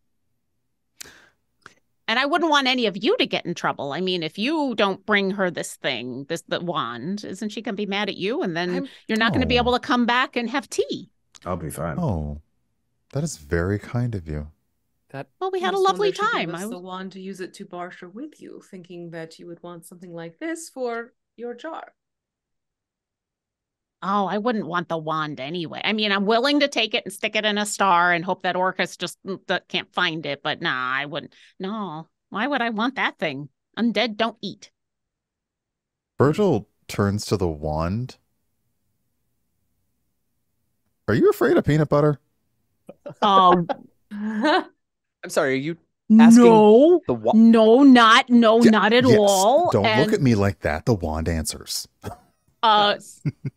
So what you all hear? No, of course not. No, why would I be afraid of peanut butter? Virgil, make an insight check. Like Virgil is slowly bringing around the jar, and because that's a 12, so obviously this is like that he can't figure out, but he's just gonna go for the scientific method. No, you're good. You're good. With a 12, what I'm gonna say is there is fear there, but it's not of the peanut butter directly. Like you put the peanut butter right next to the wand and it doesn't seem to care, but it seems real worried. What's the concern?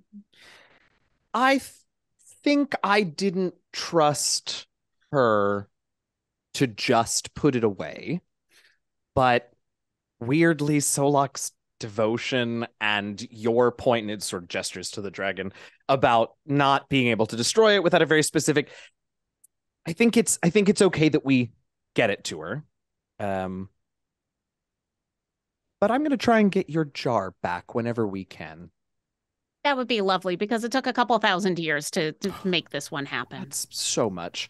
Listen, I think this is an excellent idea. And the dragon reaches into pockets and pulls out what are very obviously sending stones and hands one to each of you and says, so hopefully everything will go right with what's going on with all of this. I mean, that sounds like it's very dangerous. But once that's all done, you let me know and we'll make another dinner date. And yes, if you can get the jar back, that would be fantastic. But that's not a requirement. All that's required is that you bring another recipe. Oh, yes, absolutely. Yes, definitely. Okay, good. Well, thank you for coming on by. Don't go outside. You'll get burnt by the sun. Yeah, no, definitely not. Okay, so the only other thing that Kent wants to do then before we call her to come pick up the stuff is I'm going to take a little tiny, like, keychain charm size red robe thingy out of my pocket. It's one of my soul trinkets, and I'm just going to stick it somewhere on the wand. Okay. As hidden as possible, just somewhere so that it is what you hey, wand. that tickles. Don't do that. Don't do that. Oh, it tickles, huh? It's an accessory. It's an enhancement.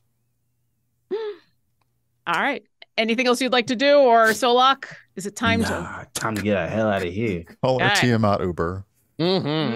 Mommy. There it is. As you say that, there is that familiar feeling, that pit in your stomach, the hair on the back of your neck, the taste of ozone and flash of light. And you are teleported somewhere very dark, very damp, kind of disgusting. You hear dripping water somewhere and a breathing, heavy breathing. This breathing of a giant creature, but this time sleeping. And in front of you is Tiamat, Takesis, the Dark Lady. And she goes, that you're all back. And none of you are dead. I'm very impressed. Did you get it? The jar, yes. Yes, we did. Gimme. Have some dignity. Why? This is fun. We're about to play a giant prank on Orcus. Why can't I be gleeful? What are you doing with the peanut butter? Give me the wand. And she takes the jar and the wand and she lets go of the wand and it kind of just hangs in midair. She opened the jar and with a hand just starts smearing the peanut butter all over the wand. And all of you notice that the sound of whatever this creature is that's in the darkness, you hear a... I think I was half right. No. Oh, no. Oh, no. And I was half right. she finishes covering kind of sloppily the wand in this peanut butter, puts the jar back on, hands the jar back to Virgil, and says, "Oh, he can't resist this. This is the one thing in the universe he has to have is this peanut butter. Watch." And the wand starts to float into the darkness, and out of the darkness, another almost draconic head appears, but this time the Tarrasque with the big horns and the giant muzzle, and eats the wand whole. And you hear gulp. And it kind of starts to eye you, Virgil, and it's eyeing the jar. And Tiamat looks at all of you and says, "All right, we should get out of here before Baloth figures out that we came to visit. Okay, ta-ta!" And as she claps, there's a bright flash of light, and you are all transported back to wherever it was that you came from. And that is the end of our adventure. Thank you, everybody, for coming on by. Thanks for letting us go a few minutes late, but I was very interested to see what was going to happen with all that negotiations. That was going to be very interesting. That was hilarious. Oh my gosh. I hope you still had was fun. a bird feeder, kind of. It Yeah, was. like you were all, yeah. Delightful. Yeah, Birds. dinosaurs and birds. Birds, you know? right? Yeah. It's how you get your pets to take your medicine. It's fine. Yeah. There are only works. there are only a few It does. places in the universe that you can put a thing and it will probably get destroyed, and the stomach of a Tarrasque is one of them. That's right. But we're not just here to talk about snacks and to make us all hungry for muffins. We are here to celebrate Pride Month and the release of Kent and Virgil's Pride Martial skins, which are available right now that you can get in Idle Champions, that will not only make your formation look amazing, but will be a lovely donation to Lambert House. The net proceeds from the first week of sales will be donated to Lambert House. So go on by the game, go on by the game, go look into the store. You'll be able to get it. Thank you to my fabulous players for coming on this journey and surprising me at every single turn. Thank you to our moderator, Gabe, who... Thank you for everything you do. Thank you to Sean, who did all of the tech in the background so that we could just focus on playing the game. And thank you to everybody in the chat and everyone who took a moment to go ahead and buy these skins. Is there anything anyone wants to say before we... Yes. Thank you to you for taking us on this wonderful journey tonight. I had a lot of fun. I appreciate you coming with me. So thank you, everybody, and we'll see you next encounter. Bye.